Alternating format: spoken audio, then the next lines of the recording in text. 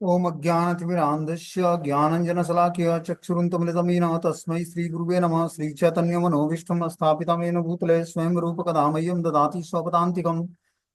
वन्देऽहं श्रीगुरुः श्रीयुतपदकमलं श्रीगुरून् वैष्णवाचं श्रीरूपं साग्रजातं सगण रघुनाथान्वितं तं सजीवं साद्वैतं सावधूतं परिजनसहितं कृष्णचैतन्यदेवं श्रीराधाकृष्णपादान् सगणललिता श्रीविशाखान्विताश्च वन्दे गुरुपद्म द्वंद्वं भक्तवृंदं समन्वितं श्रीचैतन्य प्रभु वंदे नित्यानंद सहोदितं। नित्यानंदं नमस्तुभ्यं प्रेमानंद प्रदायिते कलौकल्मस्य नाशाय जानवीपतये नमः। नमो महावदन्याय कृष्णप्रियं प्रदायिते कृष्णाय कृष्ण चैतन्य नामिने गौरद्भिस्ते नमः। श्रीनंदनंदनं वंदे राधा राधिका चरणद्वयं गोपीजना समायुक्तं वृंदावन मनोहरम। हे कृष्ण करुणा सिंधु दीनबंधु जगतपतये गोपेश गोपिका कांत राधा कांत नमस्तुते तप्त कांचन गौरांगे श्री राधे वृंदावनेश्वरी वृषभानुसुते देवी प्रणमामि हरिप्रिये वाञ्छाकल्पतरुभ्यश्च कृपा सिन्धुभ्येव च पतितानां पावनेभ्यो वैष्णवेभ्यो नमो नमः। जय श्री कृष्ण चैतन्य प्रभु नित्यानंद श्री अद्वैत गदाधर श्रीवासादि श्री गौर भक्तवृंद। हरे कृष्णा कृष्ण कृष्णा हरे हरे, हरे राम राम राम हरे हरे। तो इसमें आज हम लोग को बृहद भाग इसका पढ़ना है। श्री राधा कृष्ण गौर देश दीपिका ग्रंथ है यह, जो राग मार्ग की भक्ति के लिए बहुत ही सर्वश्रेष्ठ ग्रंथ है। राग मार्ग की भक्ति 5 रसों में भगवान से आदान प्रदान जीवात्मा का शुरू होता है, जब वो साधना भक्ति से आगे बढ़कर रागानुगा भक्ति को प्राप्त करता है। साधना भक्ति मतलब गुरु के द्वारा जो निर्देश मिलता है दीक्षा विधान के अनुसार। जब हम दीक्षा विधान के अनुसार गुरु के आदेश का पालन करते हैं तो धीरे धीरे हमारी साधना परिपक्व अवस्था को प्राप्त होती है। जब हम निरंतर श्रवणम और कीर्तनम करके गुरु आदेश का पालन करते हैं, नाम जप करते हैं, एकादशी व्रत रखते हैं, 4 नियमों का दृढ़ता से पालन करते हैं, तब धीरे धीरे हमारी साधना सिद्धि अवस्था को प्राप्त होती है। जब साधना की सिद्धि अवस्था प्राप्त होगी तो भगवान से 5 रसों में आदान प्रदान होने लगेगा। कौन से 5 रसों में? शांत रस, दास्य रस, साख्य रस, वात्सल्य रस और माधुर्य रस। तो शांत रस, दास्य रस, साख्य रस, वात्सल्य रस और माधुर्य रस के भक्त कौन से हैं? इस भक्ति के लक्षण कौन से हैं? ये डेवलप कैसे करेंगे हम अपने अंदर? इन 5 रसों में सुपीरियर रस कौन सा है? इसका विस्तृत वर्णन इस ग्रंथ में दिया हुआ है। राग मार्ग की भक्ति ही हमें ब्रज भक्ति के तरफ, ब्रज भक्ति ही राग मार्ग की भक्ति कहलाती है। 5 रसों में भगवान कृष्ण से जीवात्मा का आदान प्रदान शुरू होता है। बता रहे हैं कि इसमें हम लोगों ने जो मंगलाचरण किया उसमें 2 श्लोक बहुत ही महत्वपूर्ण हैं। उसको हम लोग मंगलाचरण का अर्थ सुनेंगे। बोलते हैं, वंदे गुरुपद द्वंदम भक्त वृंद समन्वितम श्री चैतन्य प्रभु वंदे नित्यानंद सहोदितम। मैं सर्वप्रथम श्री गुरुपाद पद्म सहित समस्त भक्तों और श्री नित्यानंद प्रभु के साथ अवतरित श्री चैतन्य महाप्रभु की वंदना करता हूँ। रूप गोस्वामी, श्री रूप गोस्वामी पहले श्लोक में बोलते हैं कि मैं गुरुपाद पद्म सहित समस्त भक्तों और नित्यानंद प्रभु के साथ अवतरित श्री चैतन्य महाप्रभु की वंदना करता हूँ। अगले श्लोक में बताते हैं कि श्री नंदनंदनम वंदे राधिका चरणद्वयम गोपी जना समायुक्तम वृंदावन मनोहरम। मैं गोपियों के द्वारा परिवेष्टित चारों ओर से घिरे हुए उस नंदनंदन भगवान श्री कृष्ण और जो श्रीमती राधा रानी के श्री चरणों की वंदना करता हूँ, जो सभी ब्रजवासियों के मन को हरण कर लेती हैं। तो ऐसे गोपी जन वल्लभ भगवान श्री नंदनंदन और श्री राधिका रानी की चरण कमलों की वंदना करनी पड़ेगी, जो वृंदावन वासियों के मन को हरण कर लेते हैं। अब आगे यहाँ से ग्रंथ प्रारंभ होता है। पहले इस ग्रंथ की प्रस्तावना क्या है उसको हम लोग सुनेंगे। बोलते हैं, ये सुत्रिताम सताम्रत्या प्रसिद्धाम शास्त्र लोकयो व्याक्रियन्ते परिवारास्ते वृंदावन नाथयो। मथुरा मंडले लोके ग्रंथेषु विविधेषु च पुराणे चागमादो च तद्भक्तेषु च साधुषु। ते समासात् अखिल आख्यन्ते स्वहृत परिष्ट परितुष्टते आनुपूर्वी विधानेन रति प्रथितम वर्तमने। मथुरा मंडल में लोक प्रवाद में पुराण और आगम आदि जैसे विविध ग्रंथों में भक्तों के द्वारा संग्रहित और साधुओं में प्रचलित वृंदावन नाथ श्री कृष्ण और वृंदावनेश्वरी श्रीमती राधा रानी के परिकरों के विषय में जो सब जानकारी प्राप्त हुई है, उसी प्रसिद्ध जानकारी के आधार पर श्रील रूप गोस्वामी अपने सुहृद श्री सनातन गोस्वामी की संतुष्टि के लिए नित्य सिद्ध ब्रजवासियों का सामूहिक रूप से राग मार्ग के अनुकूल यथाक्रम संक्षेप में वर्णन कर रहे हैं। इससे सभी को श्री राधा कृष्ण और उनके परिकरों में विशेष अनुराग उत्पन्न हुआ। इस ग्रंथ को सुनेंगे। ये इसका प्रस्तावना है ग्रंथ का, कि इस ग्रंथ का उद्देश्य क्या है लिखने का। बोलते हैं मथुरा मंडल में लोक प्रवाद में पुराण और आगम जितने भी विविध ग्रंथ हैं, भक्तों के द्वारा संग्रहित और साधुओं के द्वारा जो प्रचलित, जो वृंदावन नाथ श्री कृष्ण और वृंदावनेश्वरी श्रीमती राधा रानी के जो परिकर हैं ब्रज के अंदर, उनके विषय में इस समय जानकारी दी हुआ है इस ग्रंथ में। इसी प्रसिद्ध जानकारी के आधार पर श्रील रूप गोस्वामी ने अपने सुहृद भ्राता सनातन गोस्वामी की संतुष्टि के लिए नित्य सिद्ध ब्रजवासियों का सामूहिक रूप से राग मार्ग के अनुकूल यथाक्रम संक्षेप में वर्णन किया है।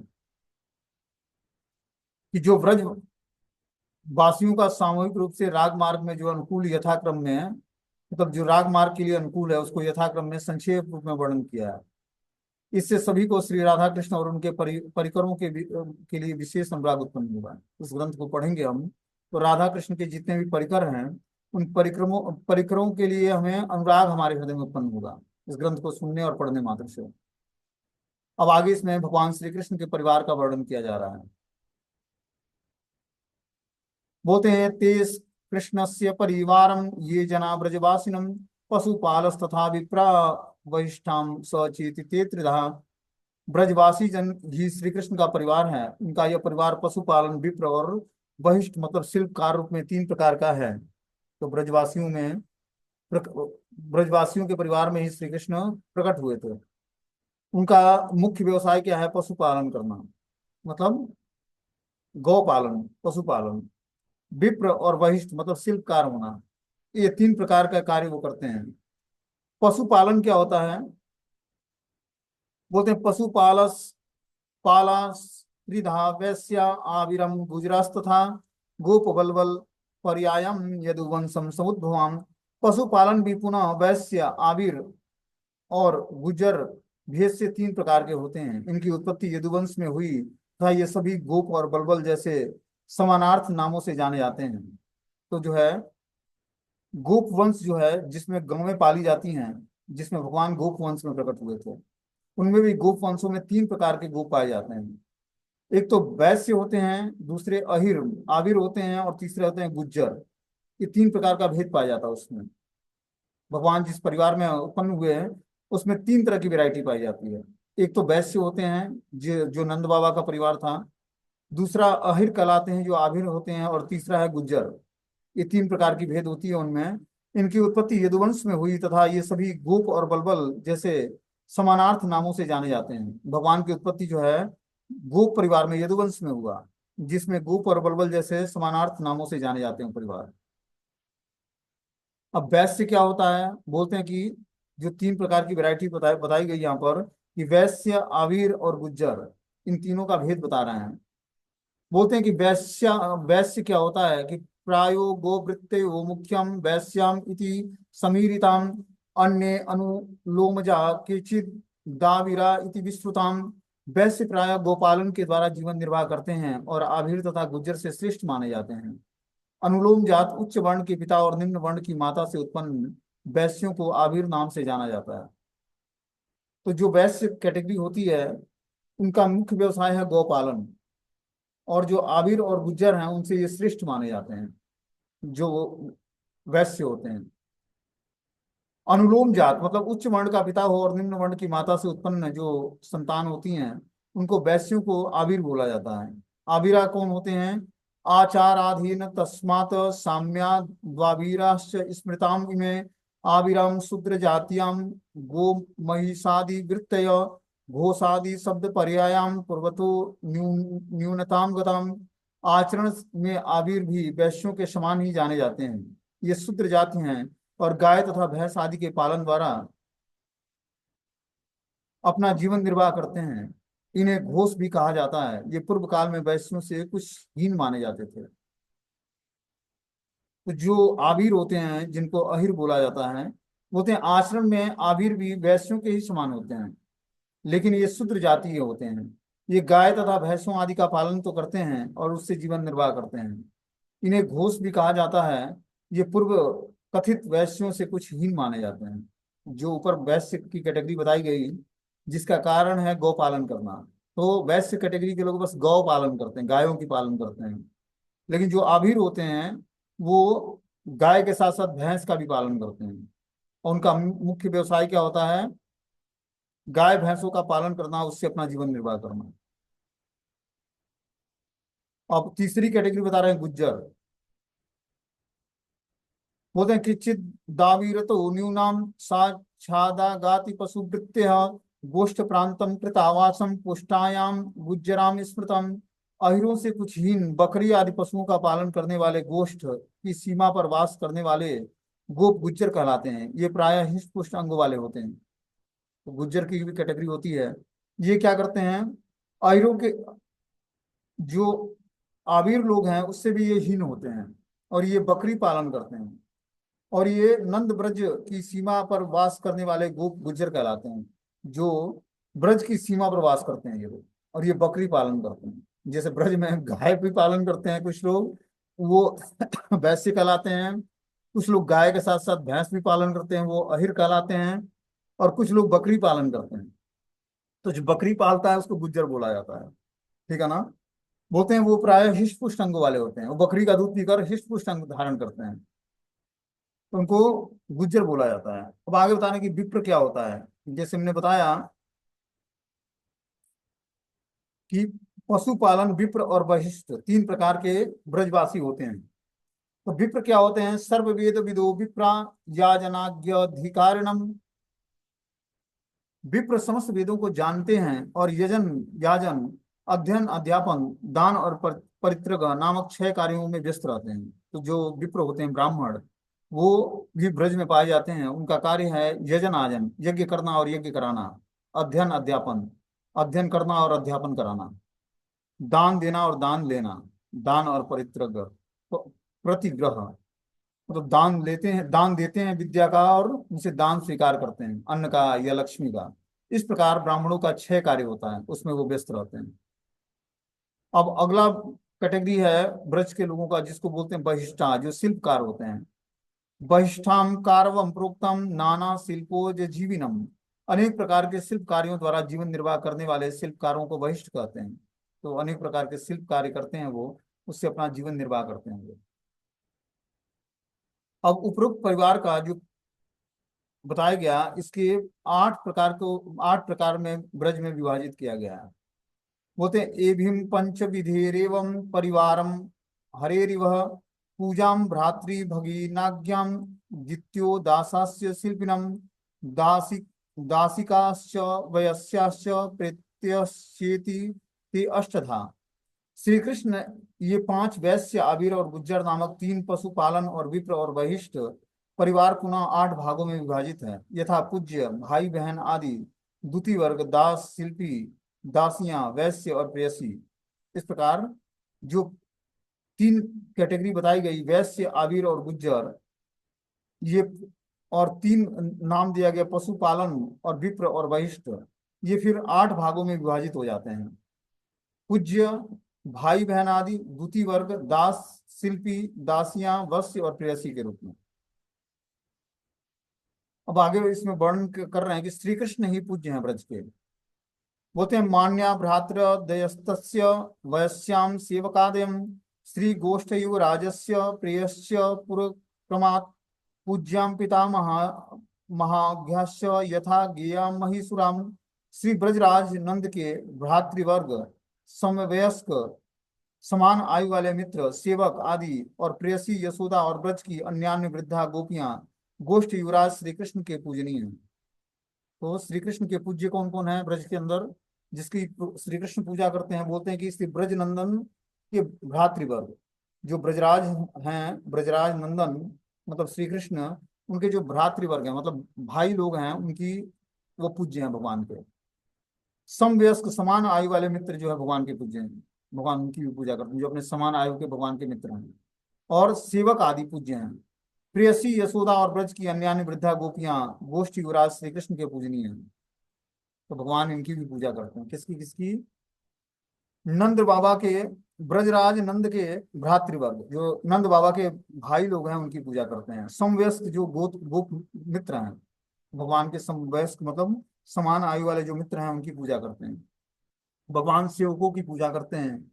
और जो प्रेयसी माता यशोदा हैं उनकी पूजा करते हैं। ब्रज की अन्यान्य जो वृद्धा गोपियां हैं वो श्री कृष्ण के पूजनीय हैं। इसके अलावा पितामह, मातामही और ब्राह्मण आदि भी श्री कृष्ण के पूजनीय हैं। पितामह मतलब दादाजी, मातामही मतलब नाना, और ब्राह्मण जितने हैं ब्रज के वो सब श्री कृष्ण के पूजनीय हैं। आगे बता रहे कि मंगलयामृत प्रजन्यम प्रजन्यो नाम वल्लभ वरिष्ठो ब्रज गोष्ठीनाम यह कृष्ण से पितामह। मंगल स्वरूप अमृत की वर्षा करने वाले होने के कारण श्री कृष्ण के पितामह का नाम प्रजन्य है। जो श्री कृष्ण के पितामह हैं मतलब दादाजी हैं उनका नाम क्या है? प्रजन्य है, प्रजन्य गोप। उनकी अंग क्रांति तप्त कांचन के समान है और केश और वस्त्र दोनों ही सफेद रंग के हैं। पितामह श्री प्रजन्य ब्रज के सभी के पूज्य हैं। तो जो नंद बाबा के पिता हैं कृष्ण के दादाजी, उनका नाम है प्रजन्य गोप। बता रहे कि मंगल स्वरूप अमृत की वर्षा करने वाले होने के कारण श्री कृष्ण के पितामह का नाम प्रजन्य है। वो क्या करते हैं? मंगल अमृत की वर्षा करने वाले हैं। जो प्रजन्य गोप है नंद बाबा के पिताजी, वो बहुत ही मंगलकारी हैं और अमृत की वर्षा करने वाले हैं। वो श्री कृष्ण के पितामह हैं और उनका नाम है प्रजन्य गोप। इनकी अंग क्रांति तप्त कांचन मतलब पिघले हुए सोने के समान है। केश और वस्त्र दोनों ही सफेद रंग के पहनते हैं वो। और इस तरह से पितामह श्री प्रजन्य ब्रज के सभी के पूज्य हैं। ब्रज के सारे लोग उनकी पूजा करते हैं।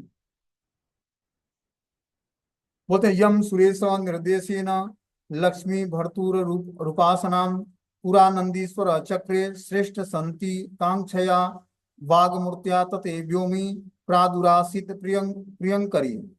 पूर्व काल में श्री प्रजन्य ने नंदीश्वर प्रदेश में उत्तम संतान प्राप्ति की कामना से देवर्षि नारद के उपदेशानुसार श्री लक्ष्मीपति श्री नारायण की उपासना की थी।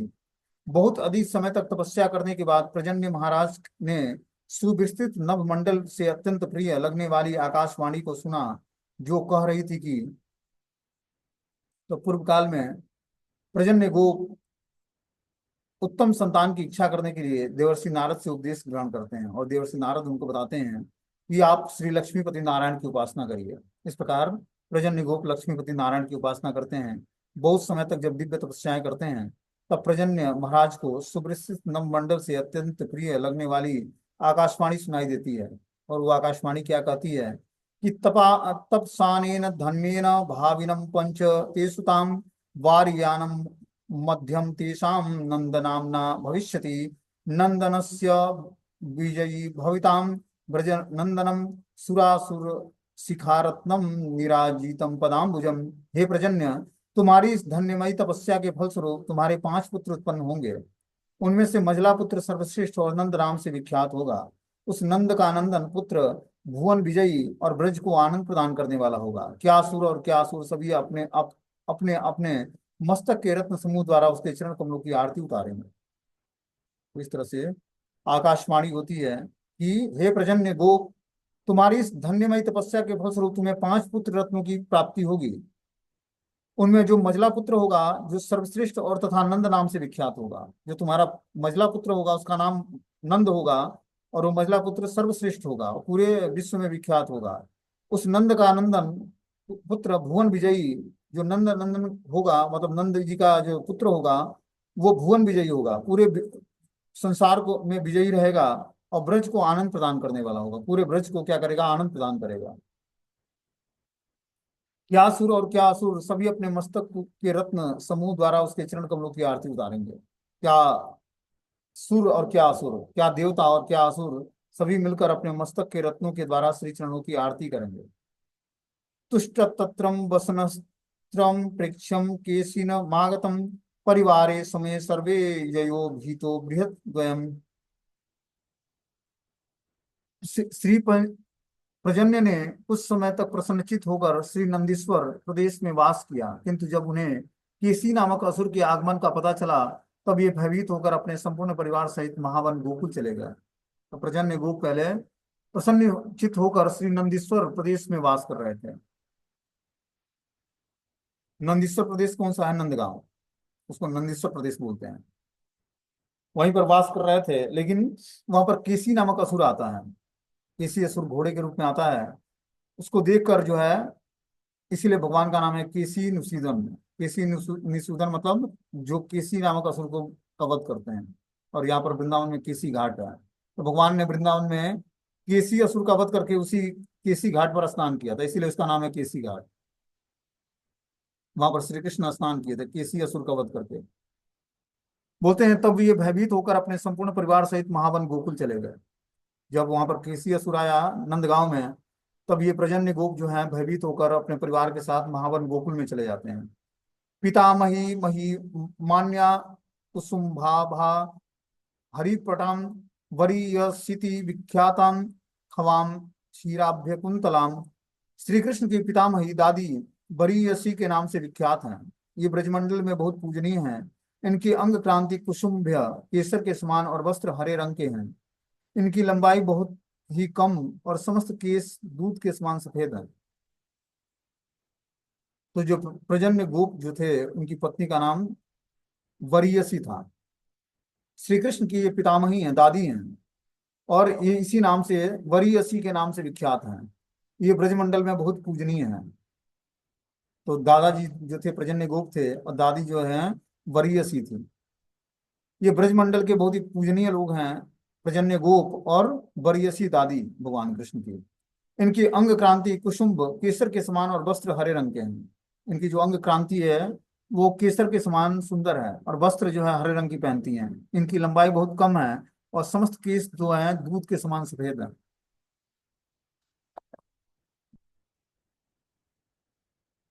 आगे इसमें बता रहे हैं कि पितृभ्यो पितृ रुजन्यम राजन्यो बलबलो चयो नटी सुभुजानाख्यापिं पितामह सहोदराम गुणवीरम पतियस्याम सूर्यस्या हयपत्तनम। श्री कृष्ण के पिता श्री नंद महाराज के उर्जन्य और राजन्य नामक दो चाचा हैं। ये दोनों व्यवसाय से गोप हैं। नृत्य विद्या में निपुण अथवा नटी नाम से प्रसिद्ध सुविरजना श्री कृष्ण के पितामह की संगी बहन और श्री नंद महाराज की बुआ है। सुविरजना के पिता पति का नाम गुणवीर है। ये सूर्य कुंड में वास करते हैं। इस तरह से श्री कृष्ण के पिता नंद महाराज के दो भाई हैं।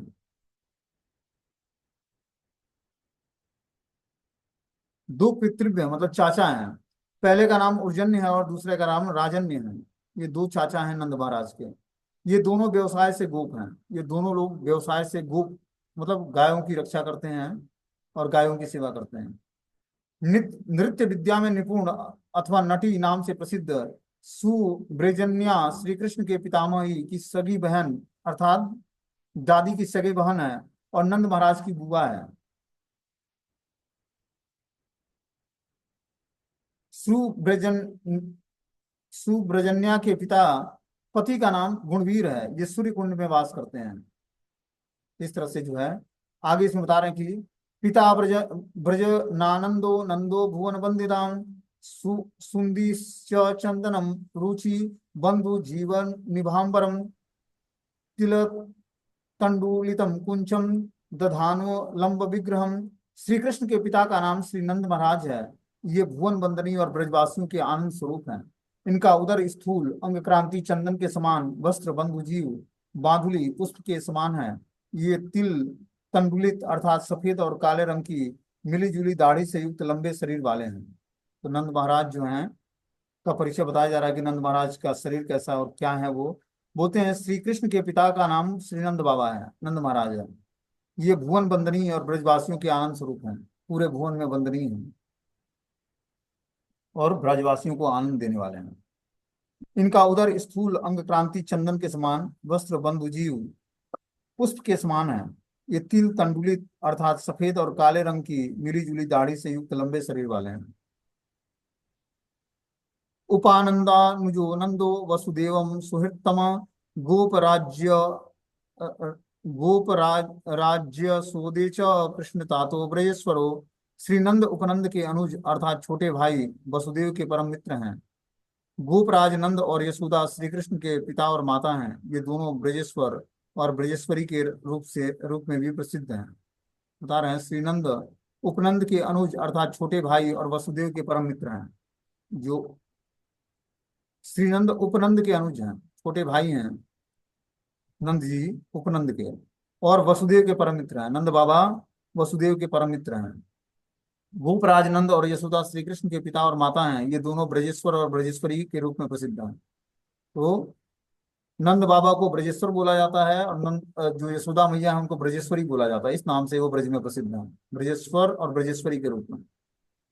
अब आगे बता रहे हैं कि वसुदेव अपि वसुभी दीव्यति येषाम भण्ड्यते यथा द्रोण स्वरूपासम ख्यात्यम स चान आनक आनक दुंदुभि नामेदम गारुणे प्रोक्तम मथुरा महि महिमं क्रमे वृषभानु ब्रजे ख्यातो यस्य प्रियम सुहृदम।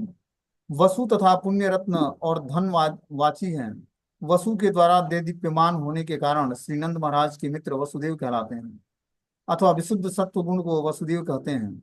ये अर्थ के शुद्ध सत्व गुण संपन्न होने के कारण इनका नाम वसुदेव है। ये द्रोण नामक वसु के स्वरूपांश हैं। ये आनक दुदुम्बी के नाम से भी प्रसिद्ध हैं। इनके इस नामों का गरुड़ पुराण में मथुरा महात्म्य में वर्णन किया गया है कि ब्रज में विख्यात श्री वृषभानु महाराज इनके परम मित्र, परम प्रिय मित्र हैं। तो बता रहे हैं यहाँ पर कि जो है वसु शब्द पुण्य रत्न और धन वाची है। वसु के द्वारा दीप्यमान होने के कारण श्रीनंद महाराज के मित्र वसुदेव कहलाते हैं। तो नंद महाराज के मित्र जो हैं वसुदेव हैं, अथवा विशुद्ध सत्व गुण को वसुदेव कहते हैं। जो विशुद्ध सत्व गुण है वो वसुदेव कहलाते हैं। हम लोग सुनते हैं कि तीनों गुणों से ऊपर उठकर और वसुदेव पद को प्राप्त करना है।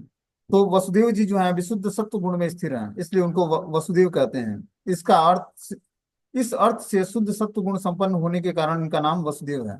वसुदेव जी जो है शुद्ध सत्व गुण में स्थिर हैं, इसलिए उनका नाम वसुदेव है। ये द्रोण नामक वसु के स्वरूपांश हैं। ये द्रोण नामक वसु हैं, उनके ये स्वरूपांश हैं। ये आनक दुदुम्बी के नाम से भी प्रसिद्ध हैं ब्रज में।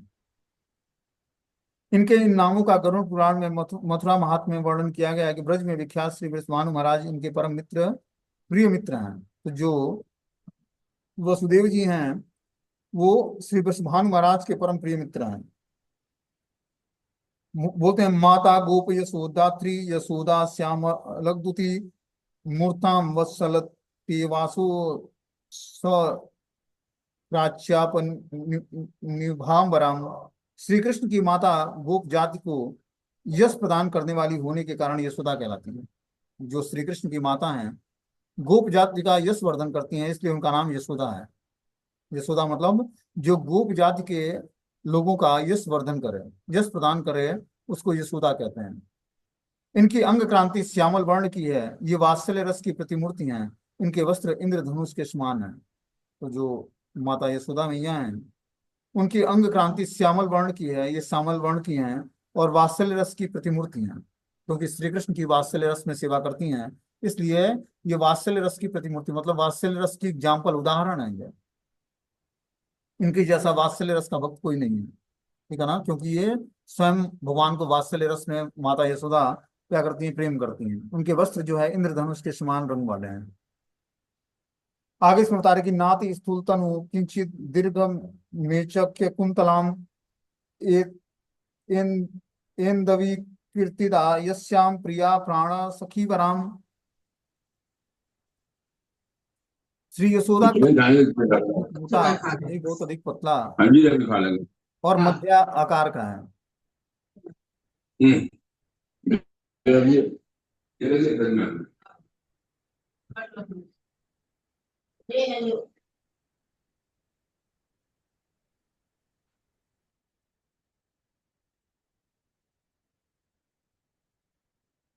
जो श्री यशोदा मैया हैं उनका शरीर न तो अधिक मोटा है न अधिक पतला है, मध्यम आकार का है। उनका केस कुछ लंबे और काले रंग के हैं। एंदवी और कीर्तिदा उनकी प्राणों के समान प्रिय श्रेष्ठ सखियां हैं। तो जो ब्रज में एंदवी और कीर्तिदा, जो राधा रानी की माता है कीर्तिदा, वो उनकी प्राण प्रिय सखियां हैं दो। गोकुलाधीश गृहिणी यशोदा देवकी सखी गोपेश्वरी गोष्ठरागी कृष्ण मातेति भन्यते। बोलते हैं गोकुलाधीश गृहिणी यशोदा देवकी सखी गोपेश्वरी गोष्ठरागी कृष्ण मामेति भन्यते। ये गोकुलाधीश की गृहिणी अर्थात ब्रजराज श्रीनंद महाराज की पत्नी यशोदा, देवकी सखी और श्री वसुदेव की पत्नी श्री देवकी की सखी गोपेश्वरी, गोष्ठ रानी और कृष्ण माता के रूप में प्रसिद्ध हैं। ये जो गोकुलेश्वरी गृहिणी मतलब ये गोकुलेश्वरी की गृहिणी, गोकुलेश्वर कौन है? भगवान श्री कृष्ण की गृहिणी मतलब घर की माता है, और ब्रजराज श्रीनंद महाराज की पत्नी है। और क्या है? यशोदा देवकी सखी, देवकी की ये सखी हैं, अर्थात वसुदेव की पत्नी देवकी की ये सखी हैं, गोपेश्वरी हैं। ये गोपों की ईश्वरी हैं और गोष्ठ रानी कहलाती हैं, और कृष्ण माता के रूप में प्रसिद्ध हैं। ये कृष्ण की माता के रूप में प्रसिद्ध है यशोदा मैया। अब आदि पुराण के अनुसार श्रीनंद महाराज की पत्नी के दो नाम हैं। हे नाम्नी नंद भार्यायाम यशोदा देवकीर्ति च अत सख्यम भूतस्या देवक्या सौरी जायाम। श्री नंद महाराज की पत्नी के दो नाम हैं, यशोदा और देवकी। इसलिए सौरी श्री वसुदेव की पत्नी देवकी के नाम के साथ नाम की समानता होने के कारण स्वाभाविक रूप से यशोदा विशेष सख्य भाव हैं। बोलते हैं कि श्रीनंद महाराज की पत्नी के दो नाम हैं, यशोदा मैया हैं, उनके दो नाम हैं। एक तो यशोदा और दूसरा है देवकी। वो एक ही स्वरूप में, एक ही नंद महाराज की जो पत्नी है दो नाम धारण करती हैं, एक यशोदा और एक देवकी। इसलिए सौरी वसुदेव की पत्नी देवकी के साथ नाम की समानता होने के कारण स्वाभाविक रूप से यशोदा का विशेष साख्य भाव है। ये यशोदा का देवकी से साख्य भाव इसलिए है क्योंकि वो वसुदेव की पत्नी के रूप में देवकी के नाम से विख्यात है वो, इसलिए यशोदा की वो साख्य भाव की क्या है, सखी है। रोहिणी बृहद संव्यास्यम प्रहस्यारोहिणीं सदा स्नेहम व्याकुरुते राम स्नेहात् कोटि गुण हरो। श्री रोहिणी देवी श्री कृष्ण की बड़ी माता के रूप में प्रसिद्ध हैं तथा सदैव उत्तरोत्तर वर्धित होने वाले आनंद को प्राप्त करने वाली आनंद की मूर्ति हैं। ये श्री कृष्ण को बलराम से भी कोटि गुना अधिक स्नेह करती हैं। रोहिणी माता जो है ये श्री कृष्ण की बड़ी माता के रूप में प्रसिद्ध है। ये बड़ी मैया है। ये छोटी अपनी माता होती है सगी माता, एक बड़ी माता होती है, बड़े पापा और बड़ी मम्मी। तो ये बड़ी मम्मी है रोहिणी देवी। बता रहे हैं कि ये बड़ी माता के रूप में प्रसिद्ध हैं और ये सदैव उच्च उत्तरोत्तर वर्धित होने वाले आनंद को प्राप्त करने वाली आनंद की मूर्ति है। ये इनका जो है आनंद हमेशा वर्धित होता रहता है, हमेशा आनंद की वृद्धि होती है। और ये साक्षात आनंद की मूर्ति है। ये श्री कृष्ण को बलराम से भी कोटि गुना अधिक स्नेह करती हैं। ये बलराम उनके खास पुत्र हैं, लेकिन उनसे भी ज्यादा प्रेम श्री कृष्ण को करती हैं, कई गुना कोटि ज्यादा स्नेह करती हैं। उपनंदो अभिनंदस्य पितृभ्यो पूर्वजो पितुम पितृभ्यो तु कनियासो सयात्याम स्वनंदन नंदनो। श्रीनंद के उपनंद और अभिनंद नामक बड़े भाई और सनंद और नंदन नामक दो छोटे भाई हैं। ये सब श्री कृष्ण के ताऊ और चाचा हैं। तो ब्रज के अंदर नंद के दो बड़े भाई उपनंद और अभिनंद हैं, और सनंद और नंदन नामक दो छोटे भाई हैं, मतलब नंद बाबा बीच के पुत्र हैं। पांच भाई हैं ये। उपनंद और अभिनंद बड़े हैं, और सनंद और नंदन दो छोटे भाई हैं। ये सब श्री कृष्ण के ताऊ और चाचा लोग हैं। ताऊ उनको बोला जाता है जो अपने पिता से बड़े होते हैं, उपनंद और अभिनंद ताऊ हैं। और चाचा उनको बोला जाता है जो अपने पिता से छोटे भाई होते हैं पिता के। तो सनंद और नंदन जो है चाचा हैं। आगे इसमें बता रहे हैं कि आज्ञम सीतारुण रुचि दीर्घ कुचो हरितपटम तुंगी प्रियास्य सारंग वर्णा सारंग साटिकाम। सबसे बड़े भाई श्री उपनंद की अंग क्रांति धवल सफेद और अरुण उगते हुए सूर्य के रंग के मिश्रण अर्थात गुलाबी रंग जैसी है। इनकी दाढ़ी बहुत लंबी और वस्त्र हरे रंग के हैं। इनकी पत्नी का नाम तुंगी है, जिसके अंग क्रांति और साड़ी का रंग सारंग और चातक पपीहे के रंग की जैसा है। तो यहाँ पर वर्णन मिलता है कि सबसे बड़े भाई जो है नंद बाबा के उपनंद हैं, उनकी अंग क्रांति जो है सफेद है और अरुण उगते हुए सूर्य के रंग के मिश्रण और गुलाबी रंग जैसी है। मतलब सफेद और उगते हुए सूरज का जो रंग होता है लाल, तो दोनों को मिला दिया तो गुलाबी रंग बनेगा, उसी रंग का उनका उपनंद का अंग क्रांति है।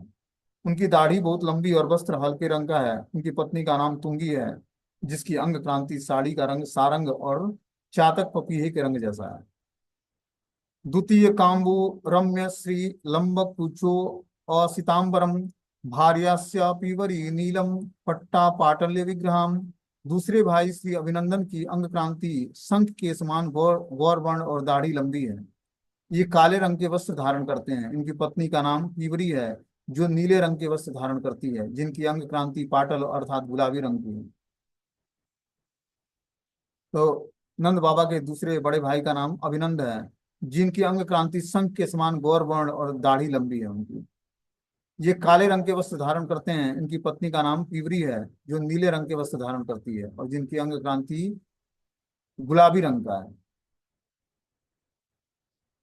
आगे बता रहे हैं, सुनंदा पर्यायम सनंदस्य च पांडरम श्यामलेचम सिति द्वित्री केशो एम केशव प्रिया भार्या कुबल्य रक्तम चेताम कुबल्य यक्षवी। सनंद का दूसरा नाम सुनंदन सुनंद है। इनकी अंग क्रांति पालीपन लिए हुए सफेद रंग की तथा वस्त्र काले रंग के हैं। इनके केसों में केवल 2 या 3 केस ही सफेद हुए हैं। ये केसों के परम प्रिय हैं। इनकी पत्नी का नाम कुबल्या है, जो कुबल्य नीले या हल्के रंग लाल रंग के मिश्रण जैसे वस्त्र को धारण करने वाली और कुबल्य अंग क्रांति वाली है।